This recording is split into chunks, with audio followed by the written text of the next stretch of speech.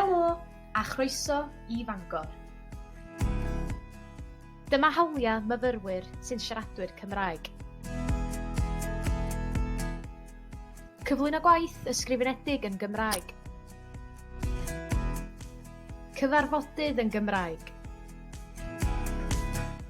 Gwasanaeth cwnsela yn Gymraeg. Tiwtor personol sy'n siarad Cymraeg. Gohebiaeth yn Gymraeg. Cais am gymorth ariannol yn Gymraeg. Llythyrau, ffurflenni a thysysgrifau yn Gymraeg. Lletyn myfyrwyr Cymraeg. Unrhyw gwestiynau? Cysylltwch â chanolfan Bedwyr.